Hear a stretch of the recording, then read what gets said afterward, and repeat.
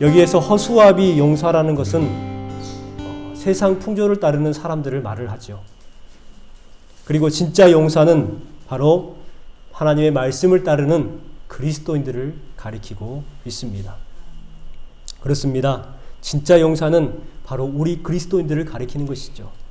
세상 사람과 그리스도인의 삶은 구별이 되어야 합니다. 같을 수가 없는 거예요. 고린도후서 6장 14절부터 16절에 보니까 이 세상 사람들과 그리스도인이 구별됨을 말씀하고 있습니다. 믿는 자와 믿지 않는 자가 어찌 상관하며 하나님의 성전과 우상이 어찌 일치가 되리요. 우리는 살아계신 하나님의 성전이라 이렇게 말씀하고 있습니다. 세상 사람들과 하나님을 믿는 그리스도인들은 구별된다고 말씀합니다. 세상 사람들과요 그리스도인들은 삶이 달라요. 목적이 다릅니다. 방향이 다르지요. 또 소속이 다릅니다. 가치관이 달라요. 하나님의 자녀입니다. 우리 믿음의 사람들은요 세상 사람들과 구별되어서 자기 정체성이 있는 그러한 고백을 해야 돼요. 어떤 고백을 해야 되느냐? 이렇게 고백했으면 좋겠습니다. 나는 구원받은 하나님의 자녀요. 살아계신 하나님의 보호하심을 받고 하나님의 섭리 안에서 반드시 승리하게 될 나는 누구요? 나는 그리스도인입니다. 우리는요 이와 같은 가치관, 정체성이 있어야 돼요. 이것은 어떻게 됐든 흔들리면 안 돼요. 우리는 하나님의 자녀입니다. 하나님의 보호하심이 있고 하나님의 선한 섭리에 있어요. 그 섭리 아래 있는 나는 거룩한 하나님의 백성입니다. 이 정체성이 우리의 정체성이 되어야 하는 것입니다. 오늘 본문 속에서 바로 이 이야기를 하고 있는 거예요. 여러분 그리스도인이 누구인가? 오늘 주신 다윗이 말해주고 있어요. 그리스도인들의 정체성은 어떤 것인가? 다윗은 골리앗을 앞에 두고 지금 현재 우리에게 우리의 정체성을 말씀해주고 있습니다. 다윗이 가지고 있었던 그리스도인의 정체성 4가지를 발견할 수가 있죠. 첫 번째는 무엇이냐면 그리스도인은 낙심하는 사람들에게 힘을 북돋우는 사람이라는 거예요. 낙심하는 사람에게 무엇을 북돋아요? 힘을 북돋우는 사람이에요. 그리스도인들은 그렇단 말이에요. 오늘 주신 말씀 보면 31절과 32절 말씀에 다윗이 사울을 찾아가서 만나는 이야기가 기록이 되어 있습니다. 그리고 나서 다윗이 사울에게 뭘 해요? 왕한테 가가지고 별 볼 일 없는 한 소년이 가서 왕을 위로하고 있어요. 보세요. 31절 32절 사울에게 말하되 그로 말미암아 골리앗으로 말미암아 사람이 낙담하지 말 것이라. 왕이시여 낙담하지 마십시오. 제가 가서 싸우겠습니다. 지금 왕을 어떻게 하고 있느냐? 힘을 주고 있는 거예요. 힘을 북돋아 주고 있어요. 세상에 그 어린아이가 왕에게 찾아가서 왕이여 낙담하지 마소서 제가 대신 가서 싸우겠습니다. 이렇게 하고 있단 말이에요. 그리스도인들은요 낙심하고 있는 사람들, 낙담해 있는 사람들에게 힘을 북돋아 줄 수 있는 그러한 삶을 살아가야 돼요. 여러분들이 못한다고 생각하시죠? 나는 그럴 수 없다라고 생각할 겁니다. 다윗은 더 심했을 겁니다. 다윗이 어떻게 왕을 위로합니까? 주제도 모르고.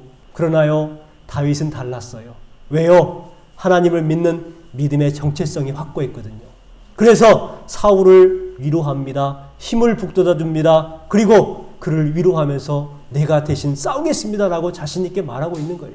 여러분도 마찬가지입니다. 나는 다른 사람에게 힘을 줄 수 없다라고 생각하지만 여러분은 힘을 줄 수 없어요. 그러나 여러분과 함께 하신 하나님이 여러분을 붙들고 계시면 분명한 것은 여러분들은 힘을 북돋아 주는 사명을 감당할 수 있는 거룩한 성도들이 되게 될 줄 믿습니다. 여러분 이것을 꼭 기억하시기 바랍니다. 골리앗은 싸움을 도두는 자였습니다. 골리앗은 욕을 하고 조롱하고 멸시하고 상대방을 두렵게 하고 절망을 심어주는 그러한 역할을 했어요. 골리앗이 바로 싸움을 도두는 사람이었죠. 그런데 반대로 다윗은 어떤 사람이었습니까? 바로 희망을 돋우는 사람이었습니다. 한쪽은 절망케 하는 사람이었고 한쪽은 희망을 주는 사람이었던 거예요. 위로하고 할 수 있다고 말을 하고 회복과 소망을 품게 하고 자신이 직접 희망이 되어 주었습니다. 여러분 그리스도인은 누가 되어야 될까요? 싸움을 돋우는 자가 되어야 될까요? 아닙니다. 희망을 돋우는 자가 되어야 되겠죠. 다른 사람에게 희망을 품을 수 있도록 인도해 줘야 되는 거예요. 2002년도 10월 달에 미국의 플로리다 주에 있는 어떤 교도소에서 사형이 집행이 되었습니다. 그 집행된 여인은요, 연쇄살인범이었습니다. 이거 어떻게 살인을 저질렀냐면 고속도로를 가다가 멈춰요. 그리고 본네트를 엽니다. 그리고 차가 고장난 것처럼 막 살펴요. 그럼 지나가던 차들이 도움이 필요하지 않은가 해서 멈춘다는 거예요.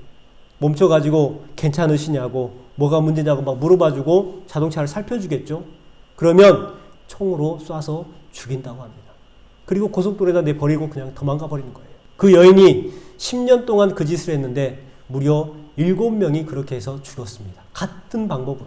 그러다 결국 잡혔어요.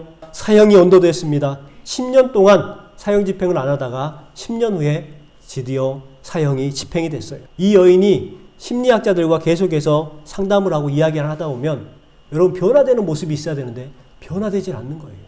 계속해서 내가 기회만 있으면 더 많이 죽여야 되는데 이렇게 늘 악하게 그렇게 있었다는 거예요. 그래서 결국 사형이 되었습니다. 저는 이것이 중요한 것이 아니라 이 여인의 이름이 중요해요. 이 여인의 이름이 누구였냐면 아이린입니다. 아이린 이 뜻이 뭐냐면 평화라는 이름을 가지고 있어요. 자신의 이름과 정반대의 삶을 살아버립니다. 평화의 삶을 살아가야 되는데 정반대로 안 좋은 불행한 그러한 삶을 살고 말죠. 성경에도 이와 비슷한 사람이 있습니다. 예수님의 제자였던 가룟 유다. 유다는 뜻이 무엇입니까? 바로 찬송입니다. 예수님을 찬송해야 될 사람이 예수님을 찬송하는 삶을 산 것이 아니라 예수님을 팔아버리고 그렇게 불순종하는 삶을 살았죠. 자기의 이름과 정반대의 삶을 산 것입니다. 여러분, 오늘날 그리스도인들이 어떻게 살아가나요? 그리스도인답게 살아가고 있습니까? 정말 그리스도인처럼 살아가고 있습니까? 그렇지 않지요. 제가 왜 이 말씀을 드리냐면 그리스도인들의 정체성이 바로 서야 할 때가 지금이라는 거예요. 내가 그리스도인으로서 정체성이 바로 서 있고 내가 예수 그리스도를 통해서 희망을 선포하고 또 하나님의 승리를 선포하고 복을 선포하는 그러한 그리스도인이 되어야 되는데 그러지 못하고 있어요. 나는 그렇게 못한다는 거예요. 나는 그렇게 할 수 없다는 거예요. 여러분, 이것은 뭐냐면 지금 우리들의 현 신앙의 정체성이 이 정도라는 거예요. 세상에서 그리스도인의 삶을 살아야 되는데 세상에 희망을 북돋우는 사람들이 되어야 되는데 그러지 못하고 있는 현실이 너무나도 안타까운 현실이 되었습니다. 여러분, 이럴 때에 낙심만 하고 있는 것이 아니라 오늘 다윗의 성품, 다윗이 가지고 있었던 그 하나님을 믿는 믿음의 자녀로서의 정체성을 우리가 소유해야 하는 것입니다. 사울은 이스라엘의 왕이었어요. 권력도 있고 돈도 많기 때문에 어찌 보면 그 누구의 도움이나 위로가 필요 없는 그러한 사람으로 생각됩니다. 하지만 하나님의 눈으로 보았을 때는요, 그는 불쌍하기 짝이 없는 사람인 거예요. 그렇습니다. 우리가 세상 사람들을 그냥 육적인 눈으로 보면은 대단해 보이죠. 우리보다 더 똑똑해 보이는 것 같고 더 잘 사는 것 같아요. 더 능력도 많고요. 더 학식도 높습니다. 그렇지만 우리의 육적인 눈으로 그 사람들을 보았을 때는 대단해 보이지만 여러분, 하나님의 눈으로 봤을 때는 세상 사람들은 정말 불쌍하기 짝이 없는 사람들이라는 거예요. 그렇기 때문에 우리는 그들에게 희망을 북돋주죠. 다윗처럼 낙심하지 마옵소서, 오히려 그를 위로해 줄 수 있는 그러한 삶을 우리가 살아가야 될 줄 믿습니다. 여러분의 언어가 희망의 언어가 되고 생명의 언어가 되고 따뜻하게 격려하는 언어, 기쁨과 감사의 언어가 되시기를 주님의 이름으로 축원합니다. 두 번째는 바로 그리스도인은요, 체험을 통해 승리의 경험을 가지고 있는 사람들입니다. 여러분, 다윗은 승리의 경험이 있었을까요? 없었을까요? 다윗은 승리의 경험이 많았던 사람입니다. 다윗의 능력을 그 누구도 몰라줍니다. 알아주질 않죠. 오늘 말씀에 보니까 34절부터 36절까지 보니까 다윗이 자기가 어떻게 승리를 했는가에 대해서 사울 왕에게 이야기해 줍니다. 자, 보세요. 주의 종이 아버지의 양을 지킬 때에 사자나 곰이 와서 양떼에서 새끼를 물어가면 어떻게 했어요? 따라가서 그것을 치고 그 입에서 새끼를 건져내었고 그것이 일어나 나를 해하고자 하면 그의 수염을 잡고 쳐 죽였다고. 대단하죠. 다윗은요, 이미 승리를 많이 경험했던 사람이에요. 그 양을 지키면서 곰과 그리고 사자들과 함께 싸웠단 말이에요. 그 소년이, 이것은요, 대단한 승리죠. 그래서 사울을 만나서 제가 그 곰과 그 사자를 죽인 것처럼 저 할례 받지 않은 블레셋 사람, 저도 짐승과 같이 죽일 수 있습니다. 여러분, 이 승리, 계속돼서 하나님께서 주셨던 승리를 경험했기에 다윗은 또 이 승리를 할 수 있을 거라고 믿었어요. 그런데요, 이것은 전제가 있는 거예요. 어떤 전제가 있느냐? 하나님께서 함께 해주실 때. 이거예요, 이거. 다윗의 그 모습을 보았을 때에 사울의 눈은요, 정말 아마 조롱하는 눈으로 쳐다봤을 거예요. 너까짓 게 뭘 할 수가 있어? 네가 뭘 별일이 있다고?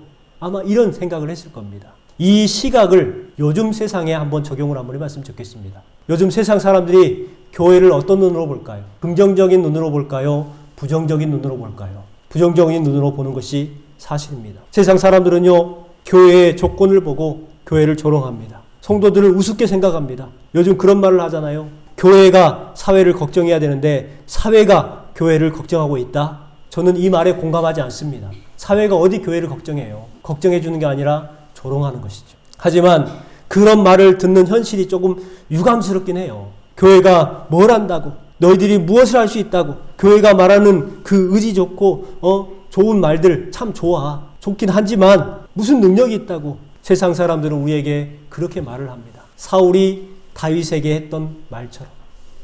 하지만 그 연약했던 다윗이 결국 어떻게 됩니까?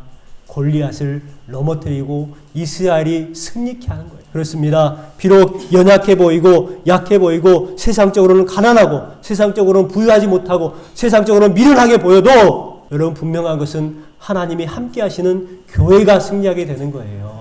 다윗에게는요, 자신만의 신앙 고백이 있었어요. 승리의 경험이 있었고 남들이 모르는 전투를 그동안 수없이 해왔습니다. 여러분, 그 경험이 있었어요. 여러분에게는 어떤 경험이 있습니까? 여러분에게 영적 전쟁에서 어떤 승리의 그러한 경험이 있으십니까? 간증이 있으십니까? 하나님의 도우셨고 하나님의 함께 하셨다는 그때를 여러분 혹시 그러한 감동이 있으십니까? 그것이 중요한 거예요. 그때 나를 도와주셨던 하나님, 지금도 나를 도와주시고 앞으로의 모든 삶을 나를 도와주실 것이다.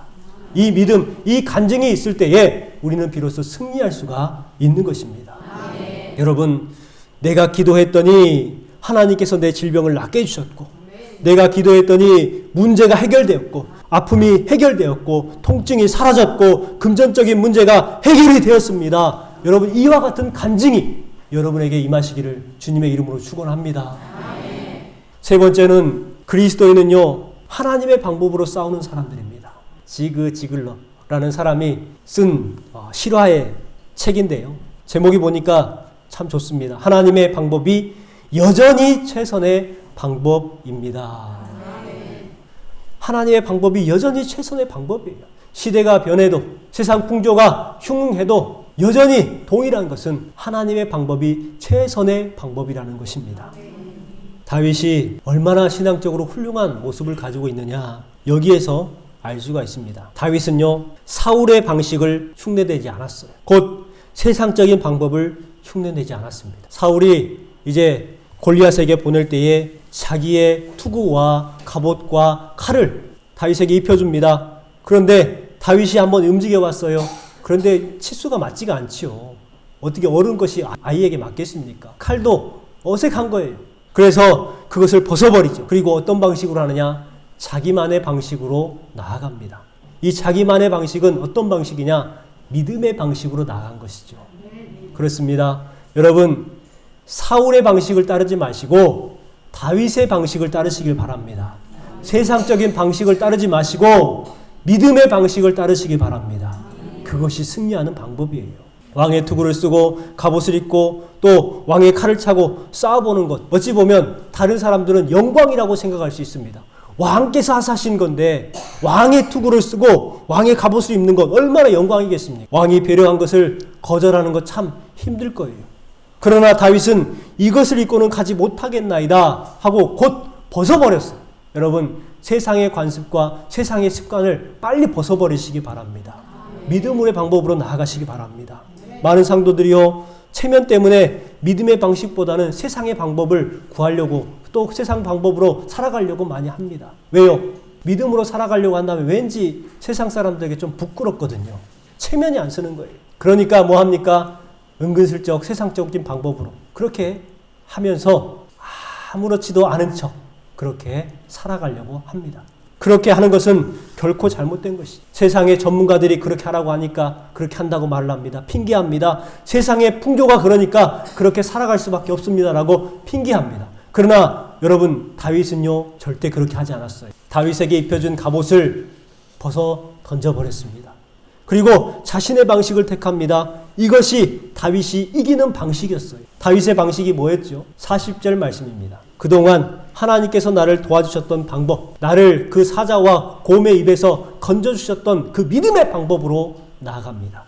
갑옷을 다 벗어놓고 자기가 평상시 입었던 옷을 입고, 그리고 평상시에 가축을 칠 때 썼던 그 막대기를 하나를 들고, 그리고 어디로 향합니까? 물가로 향합니다. 그리고 돌을 주어요. 매끈매끈한 돌을 줍습니다. 몇 개를 주었다고 그래요? 5개를 줍죠. 여러분, 그 5개를 주어가지고 주머니에다 넣습니다. 그리고 나아갑니다. 이것은요 평상시에 훈련된 거예요. 평상시에 훈련되지 않으면 절대로 이와 같은 방법을 택하지 못합니다. 어떻게 무서워서, 어떻게 두려운데 그렇게 할 수가 있겠어요? 평상시에 다윗이 훈련이 되어 있었기 때문에 담대하게 자기 방법대로, 믿음의 방법대로 나아갈 수가 있었던 것이죠. 여러분, 믿음의 방법을 훈련하시기 바랍니다. 네 번째로 마지막입니다. 그리스도인들은 내가 싸우는 것이 아니라 하나님의 싸움이라는 것을 아는 사람들입니다.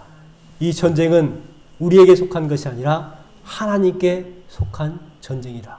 이미 다른 성경에서 이스라엘 사람들의 전쟁 가운데에서 했던 말씀입니다. 그런데 그 말씀이 오늘 주신 말씀에도 동일하게 기록이 되어 있는데, 자 보세요. 뭐라고 고백합니까? 나는 만군의 하나님의 이름, 곧 내가 모욕하는 이스라엘 군대 하나님의 이름으로 내게 나아가노라. 이 고백이 무슨 고백이냐? 내가 싸우는 것이 아니라는 거예요. 하나님께서 싸우신다는 거예요. 여러분, 이것이 승리의 방법입니다. 하나님께서 도우시는 능력을 경험할 수 있는 방법입니다. 그래서 47절에 또 이렇게 외칩니다. 보세요. 47절 말씀, 중요한 말씀인데 같이 읽겠습니다. 또 여호와의 구원하심이 칼과 창에 있지 아니함을 이 무리에게 알게 하리라. 전쟁은 여호와께 속한 것인즉 그가 너희를 우리 손에 넘기시리라. 아멘. 여러분, 어떠한 문제가 있고 고민이 있더라도요, 그 고민에 휩싸여 가지고 좌절하고 낙담하지 마십시오. 여러분, 그 고민 내가 다 해결할 수 있는 것이 아닌 것이 너무나도 많아요. 그렇다면 그것들을 어떻게 해야 되느냐? 하나님 앞에 의뢰하는 것이죠. 왜요? 이 전쟁은, 이 문제는 하나님께 속한 것이기 때문에 그래요. 여러분, 하나님께서 인도해 주시고 하나님께서 구원의 칼을 빼셔서 분명히 우리에게 승리를 할 수 있는 은혜를 허락해 줄 줄 믿습니다. 그렇습니다. 세상의 풍조가 아무리 변해도요, 세상의 처세술이 아무리 변한다고 할지라도요, 여러분 절대로 변하지 마시기 바랍니다. 하나님의 말씀을 붙들고 그리스도인으로서 바로 선 그러한 신앙 고백, 그리고 다윗처럼 어떠한 일이 있든지 흔들리지 마시고 하나님의 방법으로 나아가시기 바랍니다. 그것이 바로 다윗의 승리의 비결이었고 바로 우리들의 승리의 법칙이 되는 것입니다. 오늘 여러분에게 4가지를 말씀드렸습니다. 한 가지는 힘을 북돋우는 여러분 되시기 바랍니다. 또 승리의 간증이 많으신 여러분 되시기 바랍니다. 그리고 어떠한 일이 있든지 하나님의 방법으로 싸우세요. 하나님의 방법. 사람의 방법으로 싸우지 마시고 하나님의 방법으로.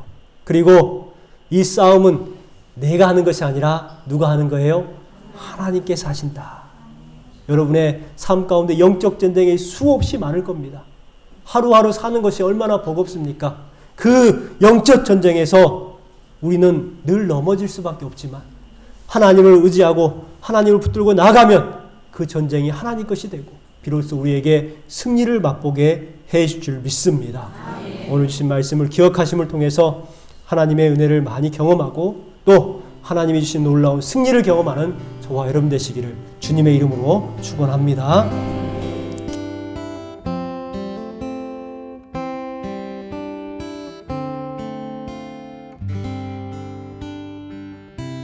주를 위한 이곳에